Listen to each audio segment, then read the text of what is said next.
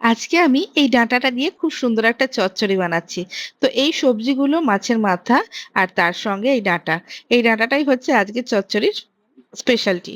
তো আমি তেল দিয়ে সবার আগে মাছের মাথাটা নুন হলুদ দিয়ে মাখিয়ে ভেজে নিচ্ছি। তারপরে ওই তেলের মধ্যেই পাঁচ ফোড়ন আর লঙ্কা ফোড়ন দিয়ে একটু সঙ্গে হিংও দিয়ে দিচ্ছি। তারপরে সবজিগুলো সব একে একে দিয়ে ভালো করে ভেজে নিচ্ছি।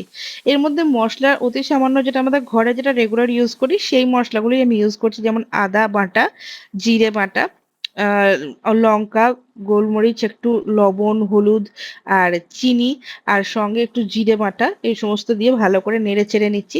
তেলটা পারলে একটু বেশি করে দেবেন, কারণ এটার মধ্যে কোনো জল ইউজ হবে না। তো কম আঁচে রান্নাটা করবেন। সব মশলা মিশিয়ে ভালো করে নেড়ে চেড়ে লাস্টে আমি এর মধ্যে বেগুন দিয়ে দিচ্ছি, আর তারপরে মাছের মাথা দিয়ে আর ডাঁটাটাও মিশিয়ে দিচ্ছি, দিয়ে ভালো করে ঢাকা দিয়ে দিয়ে ভাজছি যতক্ষণ না সব সবজিগুলো সিদ্ধ হয়ে যাচ্ছে। আপনারা এইভাবে বানিয়ে খেয়ে জানাবেন যে আপনাদের কেমন লাগলো।